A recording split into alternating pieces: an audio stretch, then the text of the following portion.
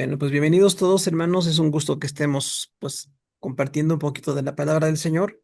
Bueno, estamos ya en la hora segunda sesión de las horas 6 a la 9 de nuestro material. Entonces, la hora 6, el tema es los diferentes acercamientos y ahí la tarea es cómo ayudan los pasajes paralelos. Recuerden que las tareas nada más es pues para inducirnos en el tema y los pasajes paralelos ya los conocemos y hoy es uno de los temas del día de hoy. Entonces vamos a ver que bueno, nos enriquecen, ¿no? Los pasajes paralelos enriquecen porque aportan algún detalle que algún autor omite o le parece no relevante y hay otro autor que así lo pone. Entonces los pasajes paralelos tienen como una riqueza para nosotros, ¿no? La hora 7 es el círculo hermenéutico, en este caso también, y vamos a ver cómo lo manejamos. La hora 8 es el contexto temático y los pasajes paralelos. En la hora 8 sí tenemos una tarea que es determinación de figuras del lenguaje. Entonces, nada menos la presentación que tenemos hoy, al final tenemos algunas figuras del lenguaje para que las tengamos en cuenta, porque realmente esas figuras del lenguaje pues van a darnos como un desafío de una correcta interpretación. Entonces tenemos nada más esto. Hablando entonces de la hermenéutica, decimos que hay algunos acercamientos de interpretación. Lo tenemos en la página 14. Son tres acercamientos. Dice uno, el acercamiento tradicional. En él, el texto es considerado así como se ve en la superficie. Es entendido y explicado desde la perspectiva del intérprete y no del autor. No se toma en cuenta que el texto ha pasado por el proceso de una traducción y la verdad teológica de que Dios se reveló históricamente. Entonces tenemos aquí esta situación, hermanos, que cuando pensamos que la Biblia se interpreta y se predica, de primera mano pensaríamos que todos los predicadores tenemos la misma perspectiva, pero nos damos cuenta que no es así. Desde la historia y aún en la actualidad no tenemos la perspectiva idéntica. Quisiéramos tenerla mejor porque somos pues, portadores de la palabra del Señor y quisiéramos darle a la palabra la importancia que tiene y siempre estar enfocados en ella, pero hay una serie de grupos que tienen estas perspectivas de la palabra del Señor y tenemos este que se llama el tradicional, nada menos como una tradición, ¿no? Porque hay cosas que se practican porque se han hecho por mucho tiempo.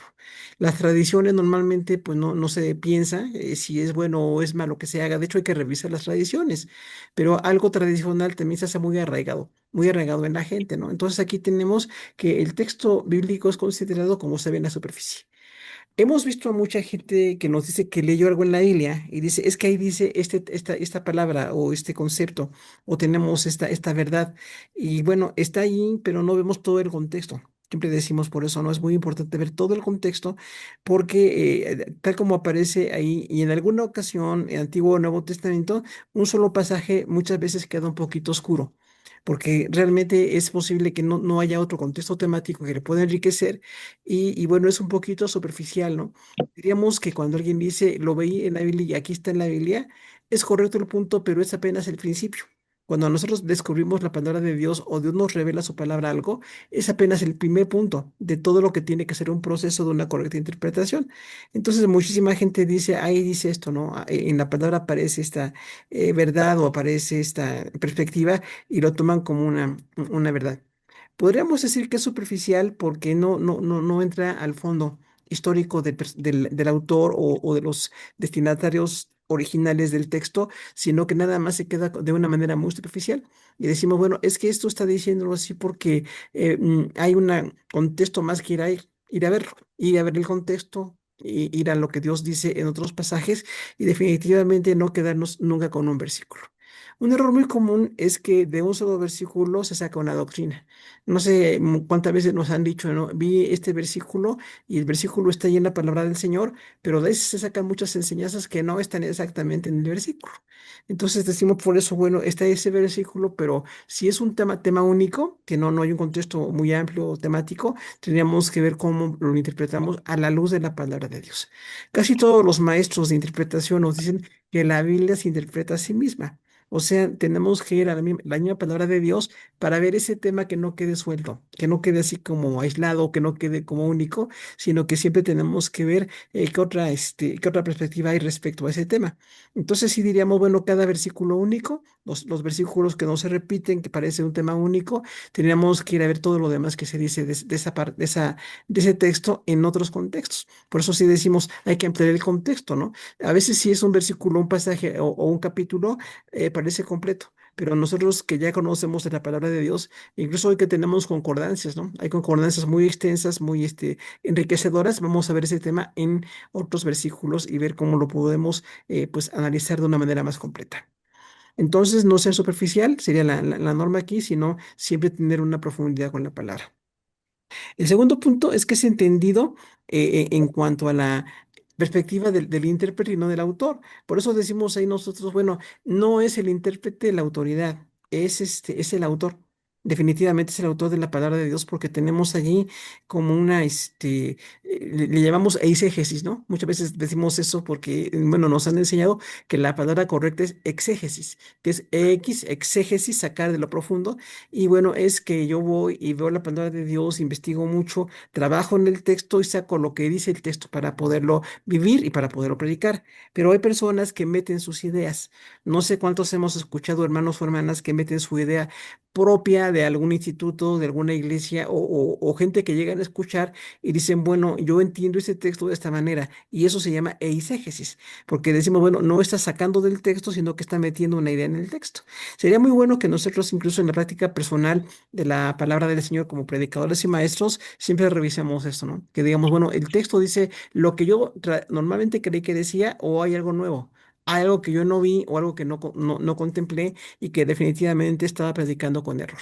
Eso es muy importante porque todos cometemos errores. No va a haber un hermano o una hermana que pues tenga una formación o una preparación desde el principio pues impecable. Lamentablemente todos tenemos errores por cultura, por cuestiones personales, por situaciones que hemos leído o visto, o incluso personas que llegamos a escuchar, que creemos con autoridad y bueno, respetamos a todos, pero muchas veces lo que se predica, si no se interpreta correctamente, tendríamos entonces que desechar esa enseñanza o desechar ese concepto, ¿no? Ahora, ese es explicado desde la perspectiva del intérprete. Entonces, cuando decimos yo lo entiendo así o a mí me parece, yo creo que es así, es mi interpretación muy personal. No es lo que dice la palabra del Señor o incluso no es lo que dice el autor, ¿no? Por ejemplo, cuando nosotros vemos cualquier autor en la palabra del Señor, tenemos que dejar que ellos hablen. Murieron, Dios los usó en inspiración, pero son los autores de la palabra de Dios. Entonces, no está correcto que nosotros tengamos la osadía de pensar que podemos nosotros interpretar lo que quiso decir un autor. Realmente tenemos que ir siempre a su contexto. Y aquí hablando del autor, a veces tenemos la bendición de algunos autores que lo son de varios libros, ¿no? Por ejemplo, cuando Moisés escribe 5 libros, o Juan también 5 libros, Pablo 14 cartas, tenemos así como una riqueza muy grande, porque realmente podemos ver qué decía ese autor en otro contexto. Cómo usaba esa palabra, cómo usaba esa expresión, cómo usaba ese medio que él tenía para escribir y qué significa en su medio. Para algunos autores que solamente tienen un libro o algo muy pequeñito, es mucho más complicado, ¿no? Por eso decimos, bueno, si nada más es una carta única, la carta de Judas o la carta de Santiago son cartas únicas, pero tendríamos que ir a ver exactamente más o menos al fondo de la misma carta qué dice esa palabra para que le podamos entender, ¿no? O el contexto. La persona que tenía esa bendición de escribir la palabra del Señor también tiene un contexto.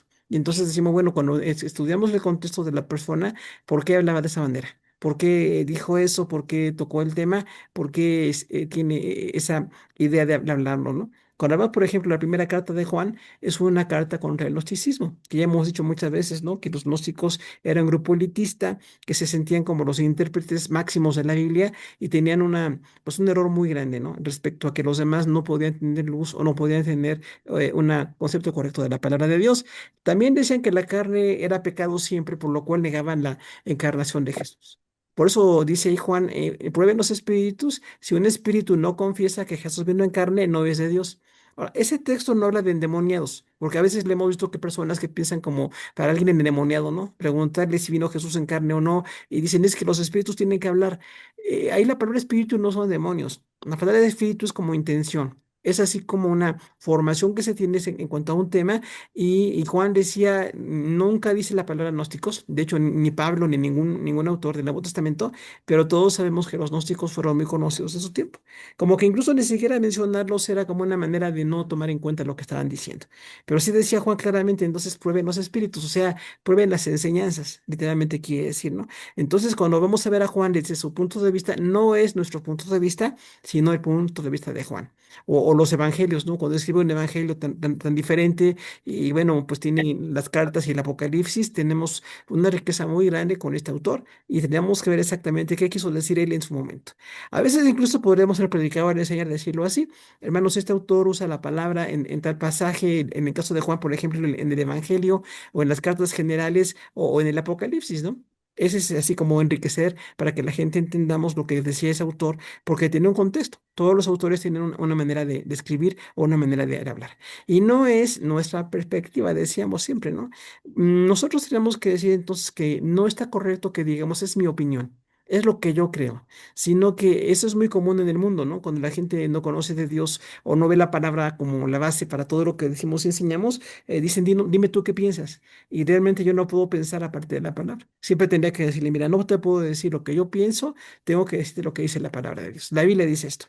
Si nos permiten hablar bien, y si no les gusta, pues ni modo, ¿no? Porque igual hay mucha gente que no le gusta que nos demos nuestra opinión muy personal o muy experta, pero realmente eso no es lo que dice la palabra. Tengo que decir lo que el autor decía y lo que estaba diciendo la palabra de Dios en general. Ahora, en ese acercamiento tradicional, no se toma en cuenta el texto que ha pasado por un proceso de traducción y la verdad teológica que Dios se reveló históricamente. Entonces, diríamos que los predicadores tradicionales, así les podemos llamar, o maestros tradicionales, no ven el proceso de histórico de pasar del contexto, cuando se escribió la palabra, a nuestro contexto. Entonces, esto es muy importante porque la traducción, por ejemplo, también tiene una serie de detalles. Hay traducciones muy buenas de la Biblia y por eso siempre hay que buscarlas, pero hay traducciones que no son tan buenas. A veces más populares o más comunes, que no está mal, están como más cercanas a la gente, pero a veces se alejan de la traducción más correcta. Por eso siempre podemos decir, esta traducción dice esto, ¿no? La traducción que estamos usando es esta, es un buen traductor o hay alguna falla, ¿no? En los traductores, porque también diríamos, hay traductores muy buenos y hay otros que a veces, pues sí, por hacerlo muy práctico, a veces no, la palabra de Dios como que ya no se está explicando completamente. Por eso tenemos que tener una preocupación de ver las traducciones. Incluso cuando predicamos pueden ser varias traducciones de la Biblia y hay quienes manejan incluso idiomas, ¿no? Gracias a Dios, bueno, qué bueno, pero si nada más lo manejamos en español, aún en español, podemos ver varias traducciones del texto para poder predicarlo o enseñarlo. La verdad teológica es de que Dios se reveló históricamente. Entonces, esto es muy importante, hermanos, porque Dios se reveló. Dios es el Señor. Él no tiene ninguna necesidad, no tiene que perfeccionar nada, pero se reveló históricamente. Entonces, desde Moisés hasta Juan, desde Génesis hasta Apocalipsis, había algo histórico que movía a los autores. Y siempre eso histórico tenemos que ver entonces claramente nosotros que hay una traducción y un proceso teológico para llegar la palabra de Dios a nuestro idioma. Y entonces tenemos que decir que esa traducción, a veces tenemos que ver qué tan eficaz es la traducción o traductores. Incluso hay gente que habla varios idiomas actualmente y tiene que ver bueno, a fondo qué significaba realmente la palabra o en el nuevo idioma al que se traduce, cuál es la mejor opción de traducción. Y eso es todo un proceso, ¿no? La verdad es, Dios se reveló históricamente y entonces, como tal, tenemos que ver la historia de cada autor, también de cada destinatario. Porque a veces los destinatarios tenían situaciones muy específicas y nosotros si no las estamos analizando, podemos tener una traducción un poquito débil. El segundo acercamiento está también en la página 14 y es el acercamiento científico. Este es el opuesto al tradicional. Dice que es producto del liberalismo teológico del siglo XVIII. En punto 2 es brillante en el análisis del trabajo histórico del texto, pero muy débil en su implicación contemporánea porque no toma en cuenta el contexto actual. Entonces, el acercamiento científico es producto del liberalismo teológico del siglo XVIII. Ustedes recuerdan que hubo pues una fuerte influencia de la Iglesia Católica Romana en todo lo histórico. Esto está en la historia, no es una prejuicio nuestro. Entonces había un control muy fuerte en las universidades, había un control muy fuerte en todo lo que se puede decir o no, y había como una especie de, pues, limitante. en cuanto a que la gente pudiera tener inteligencia y aplicar en su contexto muchas cosas. Y esto en el siglo XVIII acabó con una, pues, actitud nueva de la gente. Es cuando incluso se conoce el Renacimiento, ¿no? Cuando se reconocen los pintores, arquitectos, diseñadores que hacen arte muy, muy especial, y ya como se da el caso opuesto de ser muy, muy liberales o a veces un poco libertinos, ¿no? En lo que expresaban, porque realmente este liberalismo teológico se da así como en el arte era muy controlado, y ahora el arte es así como presenta muchos desnudos, presenta muchas cuestiones pues que se tenían como parte de un tabú o no era lo más común. Entonces se hizo también en cuanto a la teología un liberalismo. Los teólogos liberales entonces ya como no se apegan a la palabra de Dios. Tienen así como la idea de ser muy modernos, y fíjese, hablamos de hace más de 200 años. Entonces eran la intención de ser muy modernos, aceptados en las universidades, aceptados por la gente no cristiana, y entonces se pierde el compromiso con la palabra de Dios. No decimos que seamos anticuados, pero sí lo ortodoxo, se recuerda, ortodoxos es la enseñanza tradicional o antigua. Entonces los cristianos somos ortodoxos en el sentido de que lo que se enseñó, lo que la palabra se enseñó por mucho tiempo, eso es lo correcto. Y tenemos entonces que estar diciendo, bueno, esta cuestión histórica que tenía fallas, pero la palabra de Dios no tiene fallas. Entonces tenemos que ir viendo cómo quitamos lo liberal en la teología y hacemos que la ortodoxia sea parte de nuestro enfoque. Entonces hay que estar discerniendo muy claramente, ¿no? ¿Qué es liberalismo y qué no es liberal? Por ejemplo, los liberales ya pensaban que Jesús no era tan histórico, no era tan real, ¿no? O que la Biblia no es perfecta, o que había una serie de errores, ¿no? En muchas cuestiones ahí, y se da como una tendencia opuesta a digamos, al conservadurismo que había en la Biblia, de no tocar el texto, aplicarlo muy bien, pero entonces se da el caso opuesto, ¿no? Y los teólogos liberales, pues incluso en cuestiones de personalidad, de desarrollo, ya no estaban tan apegados al texto. Este acercamiento es muy brillante en el análisis del texto, porque decíamos, bueno, se da como una tendencia, incluso quizás hemos oído a los que se llaman la crítica bíblica. La crítica bíblica es un grupo de teólogos que estaban juzgando el texto, al punto de decir que había algunos pasajes que no estaban en los idiomas originales, o empiezan a ver si no hay una respeto de lo que son los manuscritos originales de los que surge la Biblia, y usted sabe que son cientos de manuscritos. Entonces decían, bueno, si un manuscrito no aparece tal palabra, la quitamos. Entonces las palabras fueron siendo quitadas, por eso en el texto, o incluso tiene como una especie como de prejuicio en cuanto a que la palabra de Dios ya estaba perfecta el texto, ¿no? El texto está perfecto, por supuesto, pero bueno, hay una especie como de escepticismo en cuanto a la palabra de Dios. Y este concepto tiene, entonces, analiza mucho lo histórico del texto, y está bien, ven el autor, y ven en su contexto, ven todo lo que es lo muy histórico, pero es muy débil en la aplicación.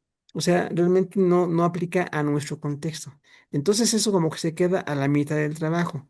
Incluso cuando hablamos en homilética, ¿no? En la predicación decimos, una parte de la predicación es la parte A, que es ver el texto. Y la parte B es cómo se aplica eso en nuestro contexto, para que quede completa la predicación. Si solamente hacemos el estudio histórico, quedamos muy cortos, porque está bien Pablo o Moisés o quien sea de los autores, pero no lo estamos aplicando correctamente en nuestro contexto. Y el caso opuesto, aplicar la palabra sin buscar el contexto histórico, también queda muy débil. Entonces tenemos que estar así como en una interés y una responsabilidad de siempre estar buscando lo histórico y también su aplicación. Pero decimos, no aplica en su aplicación contemporánea porque no toma en cuenta el contexto actual.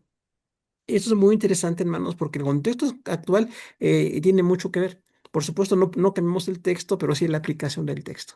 O sea, en su momento, ¿qué se dijo de algún tema, familia, Dios, revelación? Los temas que están en la palabra de Dios, en su contexto están muy bien, pero ¿cómo eso lo manejamos el día de hoy, no? Por ejemplo, la gente moderna, no es que cambiemos el texto, pero sí cambiamos cómo les podemos llevar la palabra de Dios para que la entiendan bien. ¿Cómo les podemos llevar la palabra para que en nuestro medio se pueda aplicar? Diríamos ahí que es como una responsabilidad de decir, bueno, necesitamos ver cómo aplicamos el texto. Ver la parte científica está bien, buscar el texto, analizarlo muy bien, pero la parte que queda aquí muy débil es cómo se aplica en nuestro contexto. Y ahí es donde decimos, bueno, esto se tiene que aplicar. No somos la familia de hace 1000 o 2000 años, pero somos una familia del siglo XXI, ¿no? Por ejemplo, o el ministerio, el trabajo, el hombre, la mujer, los hijos, todo lo que se hace, hermanos, tiene un contexto un poquito diferente y ya tenemos que ver cómo lo hacemos ahora, ¿no? Por ejemplo, hay mucha gente que tenemos muchos enfoques muy machistas, que a la mujer todavía se le tiene muy, muy en poco como sierva de Dios o de ministerio, porque en su momento, decíamos en las cartas de Éfeso y Corintios, decía Pablo, bueno, es que en su medio pasa que hay mucha inmoralidad, por eso las mujeres aprendan en su casa. Pero no quiere decir que en todas las iglesias se aplique ese machismo, ¿no? Y decimos, bueno, es que está dicho en la palabra de Dios, está dicho, pero ¿cómo se aplica en nuestro contexto? Y ahí tenemos que ser hábiles para ver cómo en nuestro contexto, o sea, conocer nuestra cultura. Cómo aplicamos, cómo la palabra de Dios es viva, pero lo aplicamos de una manera más eficiente en nuestra cultura.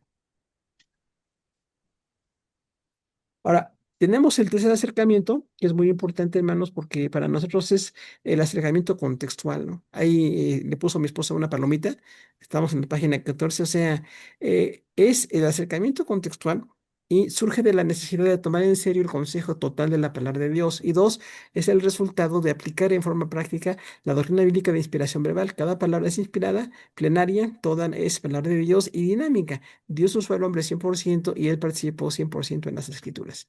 Entonces, esto se llama acercamiento contextual exactamente porque es ver bien el contexto histórico o bíblico y cómo lo aplicamos en nuestro contexto.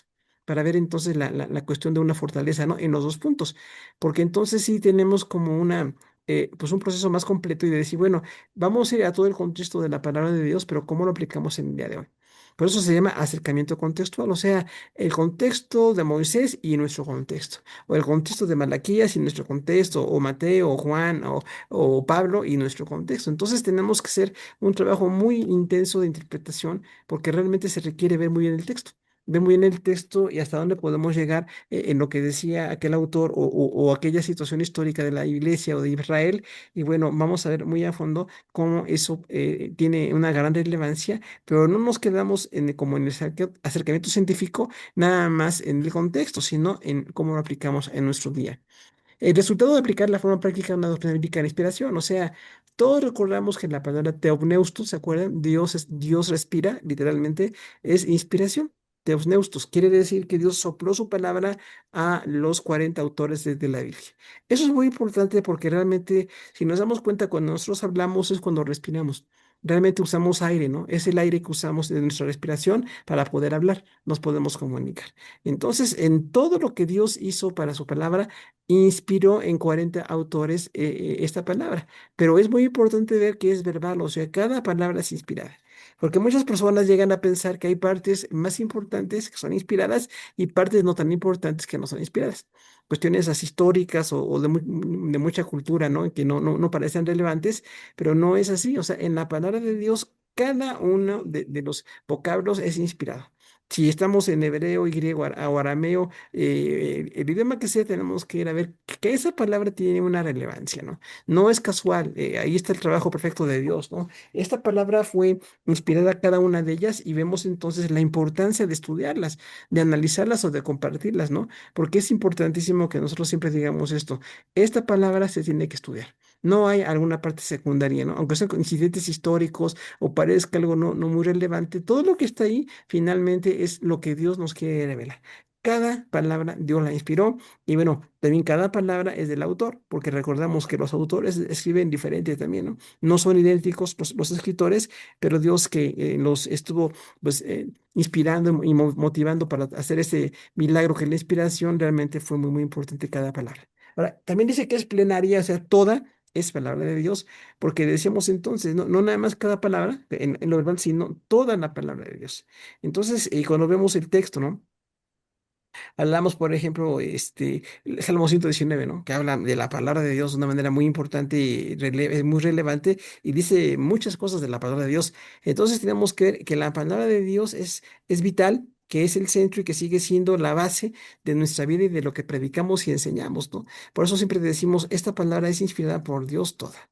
Y a veces nosotros quizás por cuestión personal no vemos la importancia de lo que se da en su contexto, pero vemos ya cuando estudiamos a fondo que Oh, es importante que fuera plenaria.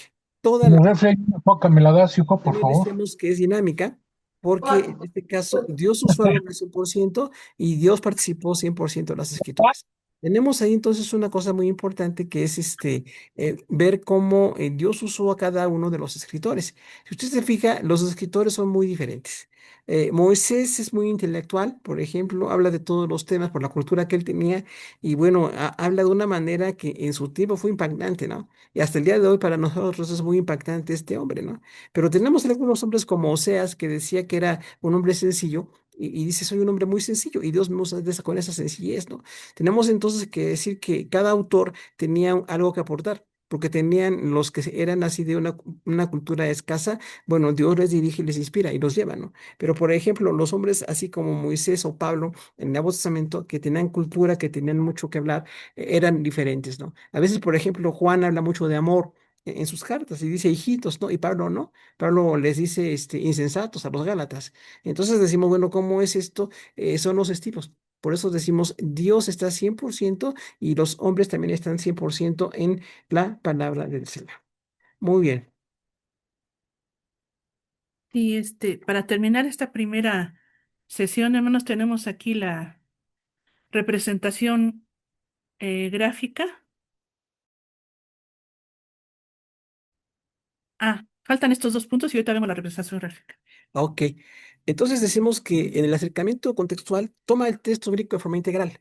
O sea, es ver todo el pasaje, todo el texto, ¿no? Porque a veces tenemos un acercamiento muy devocional. No sé si nos gusta alguna parte de Salmos o algún autor, o según nuestra vida y necesidad, tenemos como una relevancia para alguno de los textos, pero nosotros tenemos que ver que todos los textos son importantes, más allá de que nos parezcan a nosotros, pues, completos o aplicables a nuestra vida, es el texto de manera integral. Por eso decíamos, ¿no? El acercamiento contextual va a todo el texto. Cada escritor dijo cosas importantísimas y tenemos que incluso aprender que Dios nos dirija para ver qué tan importante es, porque nosotros vivimos de la palabra de Dios, ¿no?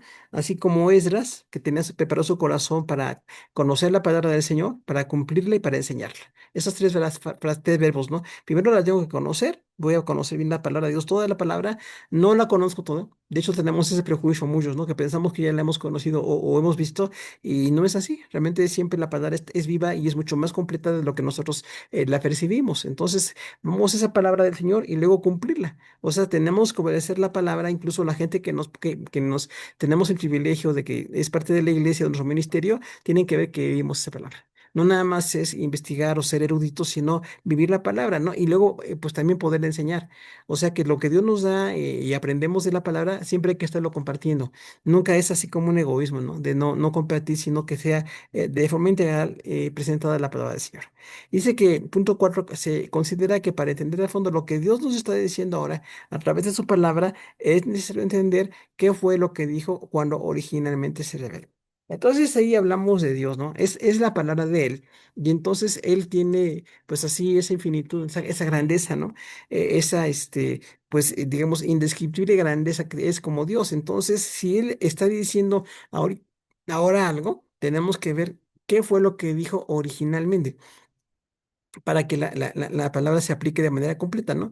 Porque a veces como que estamos con la tendencia de ver cómo en nuestro contexto, ¿no? Hablar de gobernantes, por ejemplo, decimos, bueno, los gobernantes que tenemos nosotros, pero no, los escritores no hablaban de nuestros gobernantes, sino de sus gobernantes, ¿no? Imagínense cuando Moisés se enfrenta con el faraón, pues, a ver, cuando escribe la palabra, el Pentateuco, no tiene que decir que, bueno, el faraón fue un hombre generoso. Habla exactamente cómo fue la falta de fe, la burla hacia el pueblo de Dios y a Dios mismo, y entonces Moisés tiene que escribir eso de manera contundente, ¿no? Es interesante, por ejemplo, cuando los escritores del Nuevo Testamento, todos ellos, cuando hablamos de Pedro, Juan y Pablo, hablan de Nerón. Varios dios hablan de Nerón, porque estuvieron pues bajo el imperio de este hombre, ¿no? Y sin embargo dicen, obedezcan las autoridades, ustedes sujétense a las autoridades. Y entonces diríamos, bueno, si Nerón era tan terrible y los escritores del Nuevo Testamento dicen, sujétense a ellos, entonces tenemos nosotros que aprender a sujetarnos a todas las autoridades. Realmente como interceder por ellas o estar buscando la voluntad de Dios para que estas personas que no conocen de Dios, bueno, aunque no conocen de Dios, nosotros que sí conocemos, estemos intercediendo y estemos buscando lo que Dios quiere. Entonces, para concluir esta primera hora, hermanos, tenemos esta representación gráfica de los diferentes acercamientos. Lo que el hermano Hugo nos estaba explicando, el primer acercamiento, el tradicional, es tomar la escritura, pero sin tomar en cuenta el contexto, ni el trasfondo histórico, ni por qué se dijo, y de esa manera querer aplicarla. Podría ser que si vemos en el Antiguo Testamento que no se comía carne de puerco y queremos aplicarla igual, no analizamos por qué Dios dio esa indicación. O por ejemplo, en el Nuevo Testamento, lo que mencionaba mi esposo del el velo, por qué se le dijo a la iglesia que se le dijo y por qué, pero el acercamiento tradicional toma la palabra y así la aplica sin analizar su contexto. El científico nos dice, hermano Hugo, que tiene muy buena análisis del contexto, de por qué se dijeron las cosas, pero ya a la hora de aplicar ya no hay el análisis del contexto actual. Podemos ver, hay gente que da sus mensajes con mucha información, con mucho análisis del texto, pero no hay aplicación adecuada.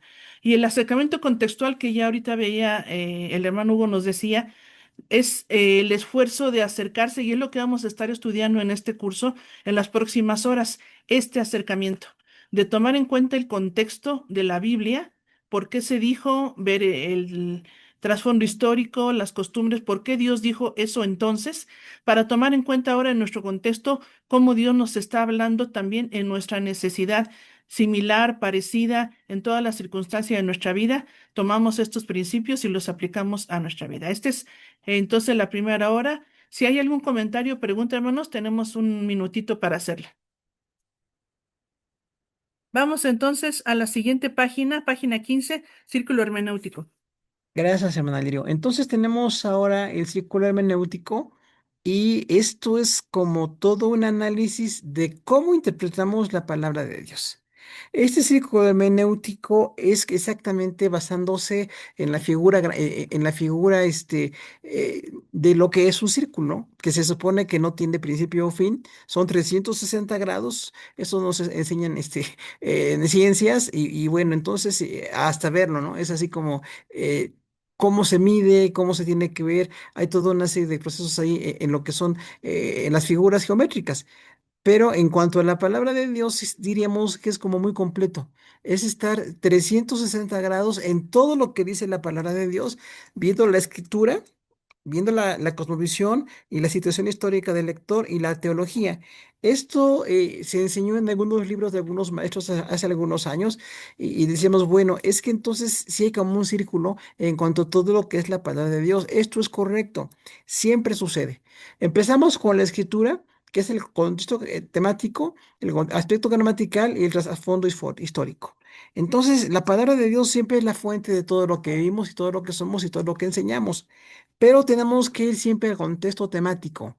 Por ejemplo, un tema muy común es la mujer.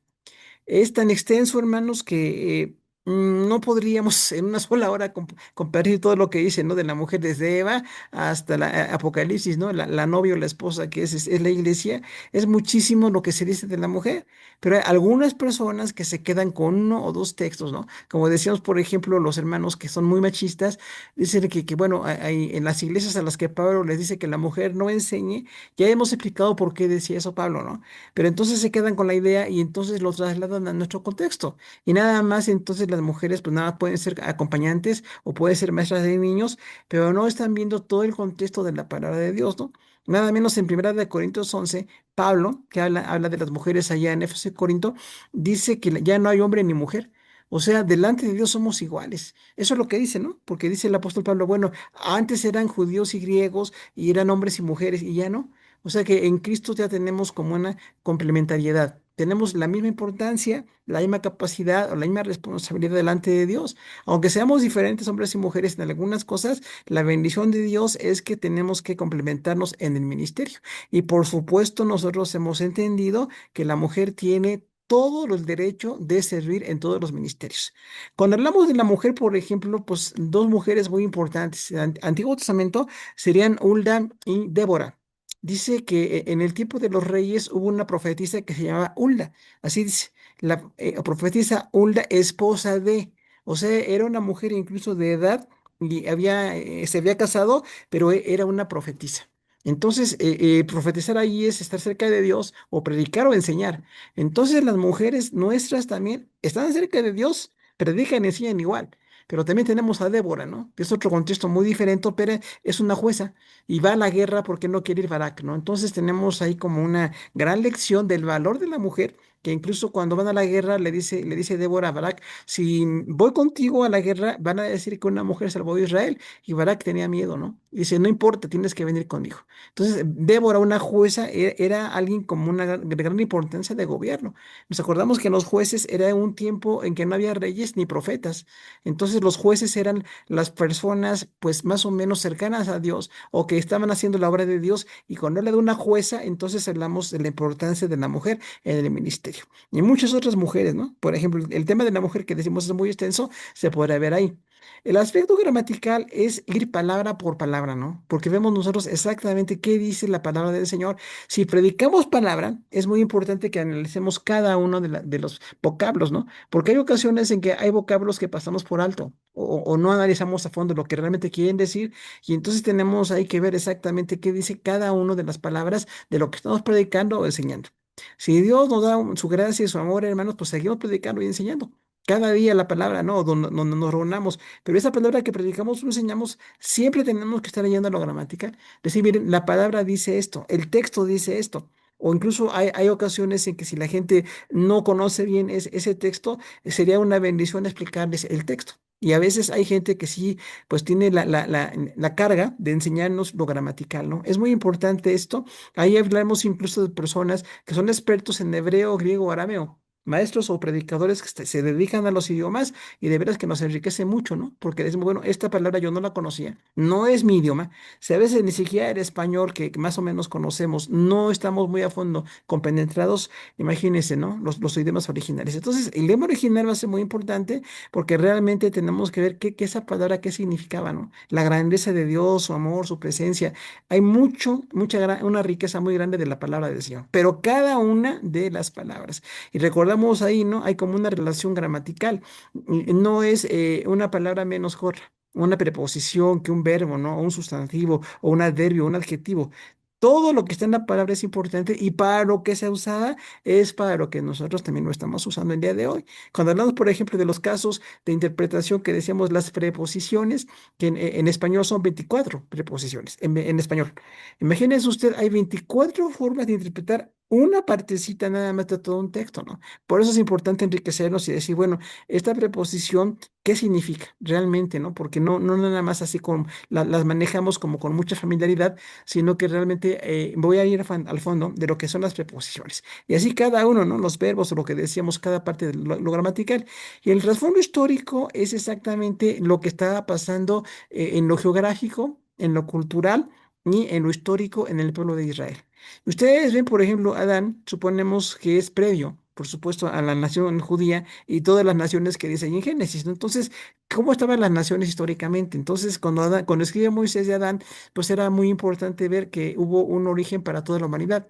Que no hay varias razas de las que venimos los hombres, ¿no? Hay una sola pareja humana que viene delante del Señor y la gran falla, ¿no? De Adán y Eva, porque los dos fallaron delante de Dios, pero de ahí venimos la humanidad entera, ¿no? Y la salvación o la gracia que nos puede dar Dios o valorarla a las razas, ¿no? Decimos, todas las razas venimos de Dios, no importa la apariencia o lo que sea popular en un lugar, eso es histórico. Y tenemos que ir viendo también cada una de las situaciones con los reyes, por ejemplo, ¿no? Cuando Israel era libre, bueno, era una realidad. Pero cuando Israel estuvo en el cautiverio, estaban sujetos. Desde Egipto, ¿no? Cuando Moisés, Dios usó a Moisés para liberar a los judíos, era muy diferente estar en un país propio a ser esclavos. Por eso ahí dice, ¿no? Que los judíos tenían una grande clamor delante de Dios porque estaban siendo totalmente asediados. Y esto es muy histórico, ¿no? Y reconocemos a los faraones y lo histórico que se mezcla allí, cómo se abusa de la gente, cómo se quiere acabar con una raza. Y bueno, tenemos una cuestión muy histórica ahí, ¿no? O incluso Israel, cuando decíamos, bueno, cuando fueron libres, era bendición o tenía un valor la palabra, pero cuando estaban bajo mucha presión o bajo los cautiverios, entonces sí era una diferencia, ¿no? O en el Nuevo Testamento, la iglesia también, cuando se empieza la iglesia, cuando Jesús funda la iglesia, no era tan fuerte la persecución todavía. Aunque mataron a Jesús nada menos, ¿no? Pero la persecución se fue haciendo muy fuerte. E incluso hoy cuando vemos lo histórico, ¿no? Y vamos a libros de historia, por ejemplo, y vemos de los faraones o los emperadores romanos, quiénes estaban gobernando, cómo estaba Israel en ese momento histórico, y eso enriquece nuestra predicación y nuestra enseñanza, porque siempre decíamos, ¿no? Por ejemplo, algo que sucedió, tenemos que ir un poquito más allá al trasfondo, ¿no? Por ejemplo, cuando dice que vino Faraón, cuando estaba Moisés frente al Mar Rojo, eran como unos 60.000 soldados egipcios, pero había 600.000 judíos. O sea, los judíos eran 10 veces más, pero tenían miedo. No sabían cómo enfrentar al ejército de Faraón. Y vemos ahí una cuestión muy histórica, ¿no? Esto lo vemos nada más porque dice la palabra de Dios que venía Faraón con 60.000 soldados, desde capitanes o algunos generales y hasta abajo, ¿no? Los demás más bajo nivel militar, pero Moisés tenía más o menos 600.000. Cuando se empiezan a hacer las divisiones de las tribus y todo eso, eran 600.000 hombres, porque eran 2 millones de personas, incluidos hombres, mujeres y niños. Entonces era muy histórico ver cómo pasaba eso, ¿no? O ver la iglesia, por ejemplo, ¿no? La iglesia en Jerusalén era muy importante porque llegó históricamente a casi 100.000 miembros. O sea, no era una iglesita pequeña, era una iglesia que creció y Dios bendijo. Ahí los apóstoles, ¿no? Y la obra de la iglesia fue muy grande, pero históricamente se dice, bueno, era tanta la gente, la gracia de Dios y cómo nos bendice Dios, ¿no? La cosmovisión es muy importante, hermanos, porque es como cada quien vemos el mundo. Tenemos aquí añadido que tenemos en cuanto a la cosmovisión. Dice, es la forma particular en que cada quien ve el mundo. Entonces, cosmos es mundo y visión ver. Entonces, cosmovisión es cómo vemos el mundo cada persona, porque no es igual, ¿no? Realmente Dios nos bendice y nos dirige, pero no vemos las cosas igual. De hecho, pensamos tan diferente a veces unos, aunque seamos cristianos, ¿no? Que tenemos que ver por eso cómo nuestra cosmovisión tiene que ir cambiando. La cosmovisión cristiana o bíblica, entendiendo el mundo y la cultura al ser humano desde la Biblia. Por eso decimos ahí, ¿no? Bueno, aquí mi esposa un mundo, cuántas naciones, ¿no? Los grandes países en el mundo, las grandes razas así muy numerosas, es cómo se les predica. O igual a las pequeñas ciudades o a las razas de muy poca gente, ¿qué hay que decir a ellos, ¿no? Porque no es igual predicarle a la gente de grandes ciudades o a la gente de pueblos muy lejanos. Entonces tenemos que adaptarnos a esa cosmovisión de la gente. Incluso la gente tiene su cosmovisión, que todos tenemos que irla modificando conforme vamos en la palabra de Dios, ¿no? Como vamos compenetrándonos con la palabra, vamos creciendo espiritualmente, pero a veces la cosmovisión nuestra está muy opuesta a lo que Dios quiere que llegue a ser. Entonces, por eso la oración, la dependencia de la palabra, y va a ser muy importante que nosotros tengamos siempre una cosmovisión bíblica. Ahora, tenemos entonces ahí que la cosmovisión, como es parte del círculo hermenéutico, que decíamos este proceso de interpretación, entonces mi cosmovisión va a influir también en lo que yo predico o enseño. Por eso va a ser muy importante que yo aprenda cómo Dios quiere que vea las cosas, no a mi manera o como es cultural o popular, sino cómo Dios quiere que yo vea las cosas, ¿no? El valor de la gente, el amor o la misericordia o la gracia que Dios quiere que tengamos y nuestra cosmovisión va a ir cambiando. Pero es un proceso, ¿no? Porque desde que empezamos a conocer la palabra de Dios, o Dios nos dio la gracia de predicar o de enseñar, empezamos a hacerlo a veces con algunos errores, ¿no? Realmente por eso siempre decimos, todos cometemos errores, hemos cometido y esperamos que sean menos cada vez, ¿no? Pero no es como para que nos desalentemos, sino para que veamos realmente cómo la cosmovisión va a ser parte de ese proceso. Incluso hoy la gente que tiene tanta preparación, tanta información, creo que hasta sobreinformación, ¿no? Decimos, bueno, cómo esto a veces afecta a la gente, está sobreinformada alguna gente. Y a veces ya no podemos hablar de cosas básicas porque ya está tan universal el conocimiento, ¿no? O ahora que tenemos los medios electrónicos, es así de instantáneo, ¿no? Lo que pasa en un lugar del mundo se sabe en ese instante en todo el mundo. Entonces, esto hace años pues era muy diferente, ¿no? Imagínense los tiempos de Jesús o de Pablo, los apóstoles, era muy diferente, ¿no? Por eso siempre decimos cómo decían ellos las cosas que tenían que hacer. Cuando ustedes ven la fe de la mujer sirofenicia, que dice ahí en los evangelios que esta mujer pues aceptó que Jesús le dijera, el pan es para los hijos y no se le puede dar a los perros. Está muy fuerte la frase, ¿no? Muy, muy fuerte. Quizás es la frase para aprender a humildad, pero realmente Jesús quería salvar a esta mujer, porque Jesús estaba en Jerusalén y fue a Tiro y Sidón. Y Tiro y Sidón están a 80 kilómetros de Jerusalén. Entonces Jesús recorrió 80 kilómetros para predicar a la mujer. No hay manera de decir que la palabra de Jesús es despectiva. Claro que es desafiante, ¿no? A nadie le gusta que le digan ese tipo de expresiones, pero ahí habla de la humildad de esta mujer, ¿no? Y cuando la mujer dice, sí, señor, pero aún los perros comen del pan de los hijos, está muy fuerte la expresión. En la traducción que usted vea, porque realmente es aceptar que en mi cultura soy como un perro. Y cuando en tu cultura de los judíos son como los hijos y que tú vienes con ellos primero y yo no vienes conmigo. Pero esta mujer tiene una hija endemoniada. Ahí vemos entonces la realidad de los demonios y hablamos también de los papás que tenemos una fuerte necesidad de que el Señor sane a nuestros hijos, ¿no? Entonces dice que la mujer le dijo, esto es lo que yo digo delante de ti. Y Jesús traduce en varias traducciones, grande o extraordinaria es tu fe. O sea, Jesús alabó a la mujer de una extranjera y le dijo, en este momento es hecho conforme tú quieres. Entonces, qué gran lección de fe, ¿no? Y todos estamos en el mundo de la fe aprendiendo, creciendo, pero es la gran, más grande lección. Y fíjese que es una mujer. También es importantísimo, ¿no? Porque en todos los contextos el machismo siempre es muy fuerte y no fue un hombre que habló con Jesús, fue una mujer y su hija y la necesidad que había y cómo fue los demonios y fue liberada la joven, ¿no? Entonces, esa condición de aquella mujer nos da una gran lección a todos, que tenemos que aprender cómo con una humildad acercarnos a Dios o buscar las cosas de Dios con más humildad siempre, ¿no? La situación histórica del lector es muy importante. Tenemos aquí entonces, ¿qué está pasando en nuestro mundo, no? Por ejemplo, aquí tenemos ese dibujito. ¿Qué pasa en el mundo hoy? Hoy que tenemos guerras, que tenemos infecciones, que tenemos muchas catástrofes por todos lados. Entonces, eso afecta nuestra situación histórica. No es igual, imagínense nada más, ¿no? La situación de hace 2000 años del Nuevo Testamento o de 3000 años o 3500 años con el Antiguo Testamento. O sea, casi 4000 años. O sea, era muy diferente, pero es la misma palabra y así como fue efectiva en su momento, es efectiva hoy. Pero hoy tenemos una situación histórica que tenemos que valorar, porque no podemos obviar, ¿no? O decir que no es importante.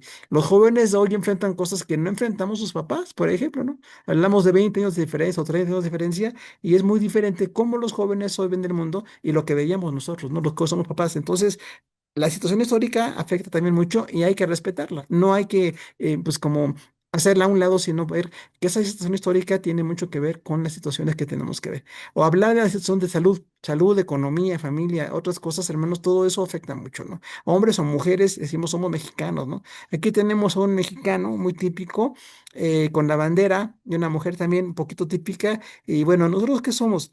Pues somos mexicanos.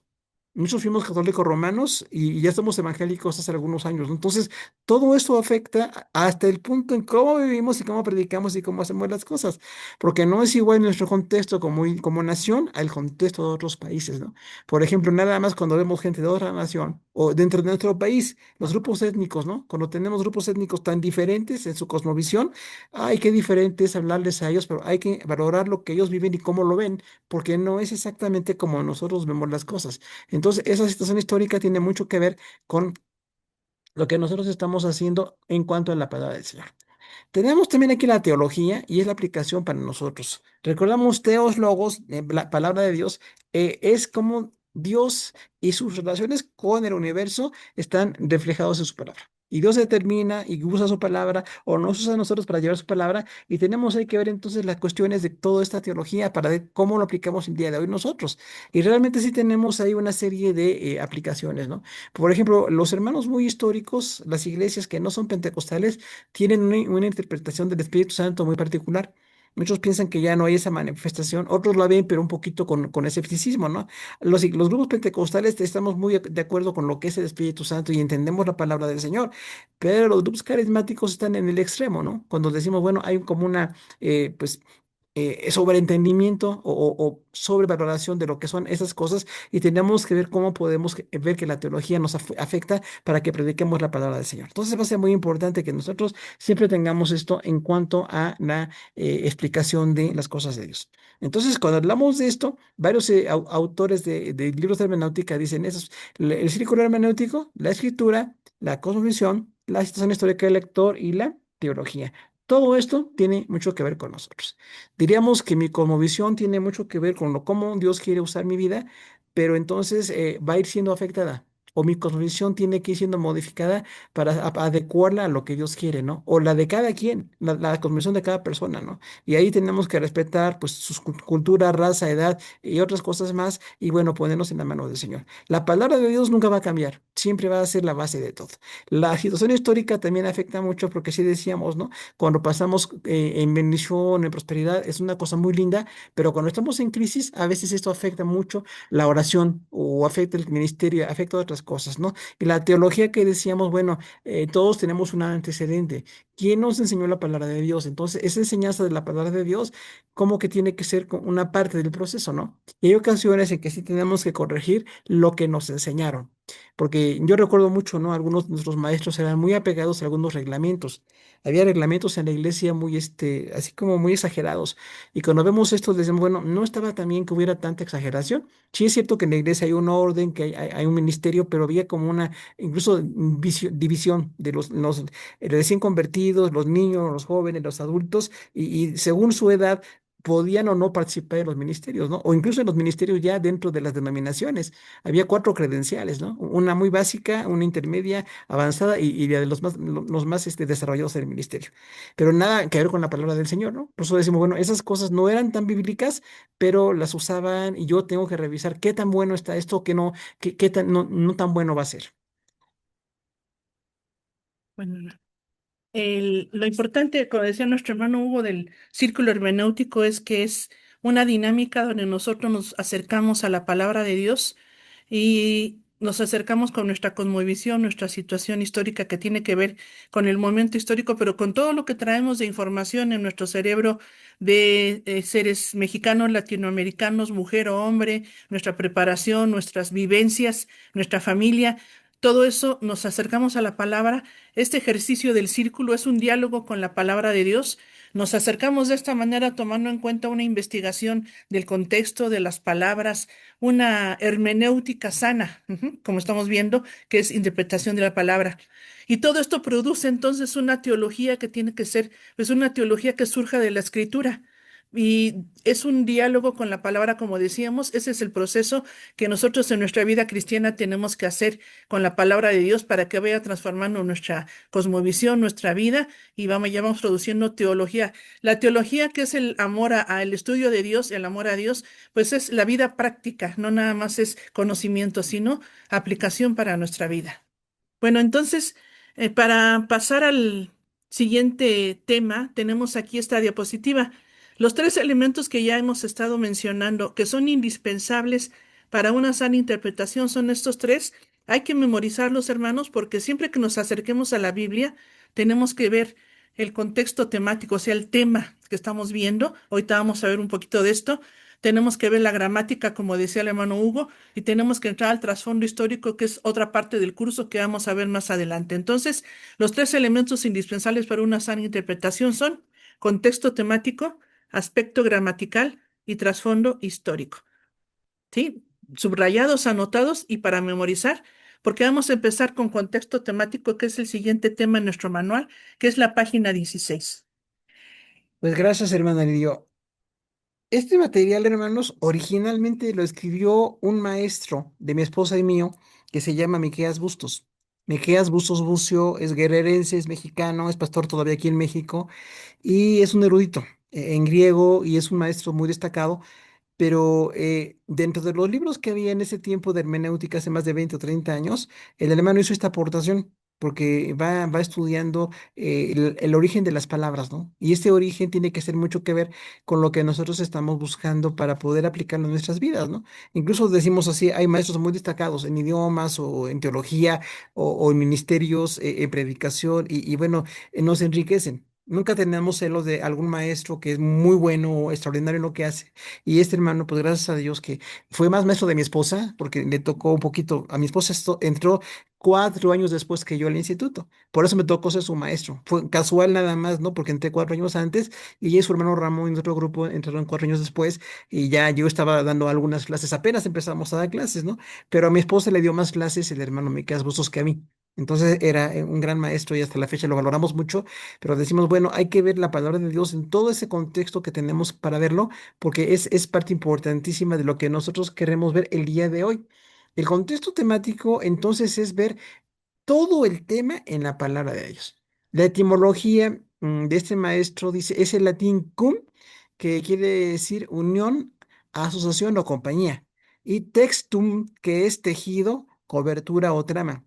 Entonces, esa es, digamos así, la etimología de la palabra cum textum. Cum texto es unión o compañía. Esto es muy importante que lo veamos porque entonces todo lo que vemos en la palabra tiene una unión o tiene una asociación. No hay ningún personaje, tema o verdad en la palabra de Dios que esté aislado.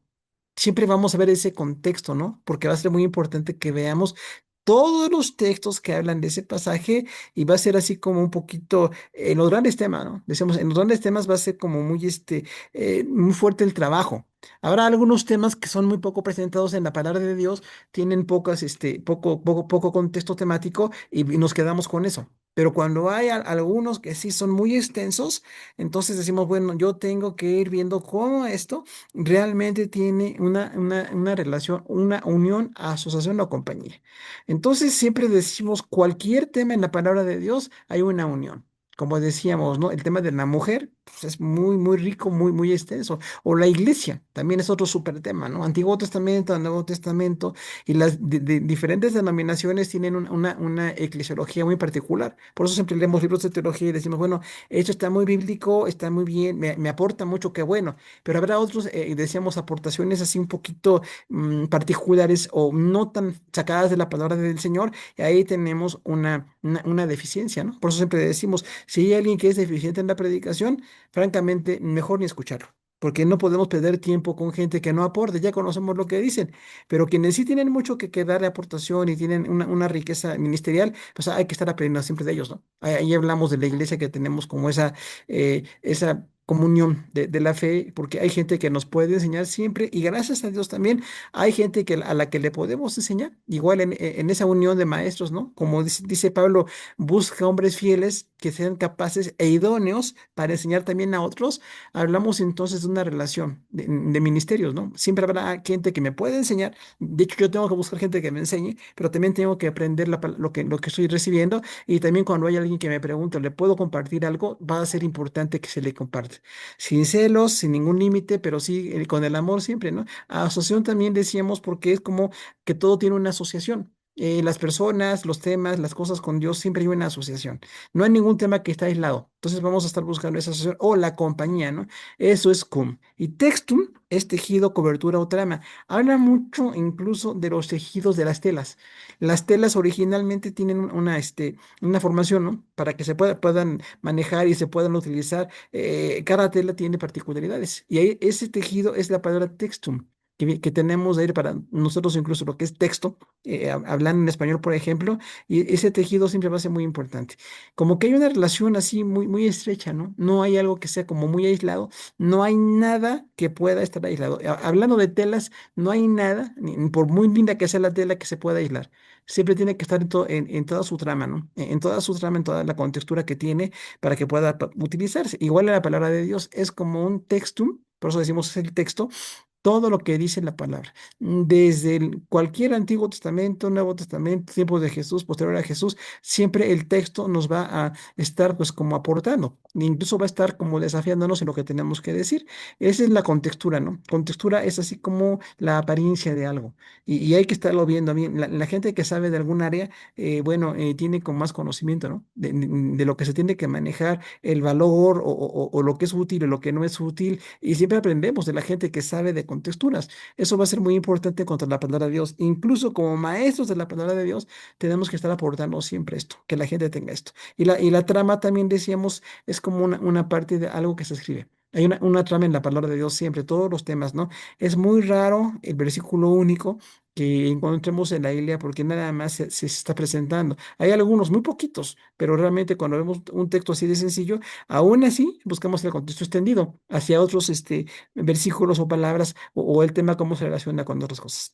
La definición es la conexión de pensamiento que existe entre sus diferentes partes para hacer un todo coherente, lo que rodea el texto que nos ayuda a entender. Eso es muy importante, fíjese en la palabra conexión de pensamiento. O sea, no hay nada en la Biblia que no tenga una conexión de pensamiento. Realmente temas, decíamos así, de pocos versículos o los grandes temas que hay en la Biblia, bueno, siempre hay una conexión de pensamiento. Por eso va a ser muy importante que veamos esa conexión de pensamiento en cuanto a todo lo que estamos enseñando, predicando o viviendo. Incluso en cuanto a Dios, por ejemplo, ¿no? ¿Quién es Dios en esa naturaleza, en esa Trinidad, en esa gloria que Él tiene? Hay muchísimo que aprender siempre. Como que un creyente está muy abierto siempre a aprender más de Dios, ¿no? Decimos, bueno, yo no sé todo, cada día quiero aprender un poquito más y en cuanto al Señor, por ejemplo, eso, hay una conexión de pensamiento. Pero igual en todo lo que somos y lo que vivimos y lo que Dios nos pone, la bendición de experimentar, siempre hay una conexión. En cuanto a cómo Dios quiere que las cosas funcionen y Dios nos dirige en todas las cosas, ¿no? Y esto es una conexión de pensamiento entre las diferentes partes para hacer un todo coherente. Entonces, esto es la palabra de Dios, todo un párrafo, ¿no? Por eso siempre recomendamos por lo menos la predicación, eh, pues por párrafos, ¿no? La predicación por párrafos, porque de esa manera no nada más es un tema o saco un tema de 5 o 10 o 15 textos que puede ser bueno, pero no es tan bueno como ver todo el párrafo. El párrafo completo, lo que se llama predicación expositiva, es como a obligarme a ver algo en todo su párrafo. No nada más donde me parece un versículo muy lindo o muy desafiante, sino todo lo que dice el contexto. Y a veces el contexto nos da como una, cobertura para poder predicar la palabra de manera más completa. Por eso siempre decimos, ¿no? Se puede planear la predicación párrafo por párrafo, Antiguo y Nuevo Testamento, y esto nos da una diversidad de temas y nos desafía mucho, ¿no? Lo que rodea el texto y nos ayuda a entenderlo, esa es la conclusión que da aquí el hermano Miqueas Bustos, que bueno, decimos, es exactamente que cada texto tiene como una trama que lo rodea. Decíamos siempre, este contexto para este tema, tengo que ir a buscar todos los versículos que hay de ese tema para poder, de ese texto para poder dar una idea general. No hay muchos que sean así tan escasos, ¿no? Casi siempre es muy, muy amplio el contexto. Por eso siempre decimos, cuando alguien nos pregunta algo, a veces nos quedamos pensando, digo, bueno, le tengo que decir todo lo que busco o tengo que investigar. A veces ni yo mismo puedo decir, o mi esposo, o algún maestro o pastor, tengo que ir a investigar. Discúlpeme, déjame investigar, luego que investigue le digo el tema, ¿no? Porque realmente hay muchísimo que decir de cada una de los temas que están en la palabra de Dios y nos ayuda a entenderlo. Porque decimos aquí, como yo quiero entender bien cada tema, siempre tengo que estar yendo a su contexto. Ahora tenemos aquí en la página 16 el contexto remoto. Abarca la totalidad de la escritura, sus divisiones naturales, Antiguo o Nuevo Testamento, libros históricos, poéticos, profetas, cartas, etcétera. Y el tema, verlo a través de lo que dice la escritura en su totalidad. Aquí puso mi esposa toda una biblioteca, ¿no? Para realmente que nosotros veamos siempre, porque ese es el contexto general. O sea, no puedo decir que el Antiguo Testamento no menciona algún tema que está en el Nuevo Testamento.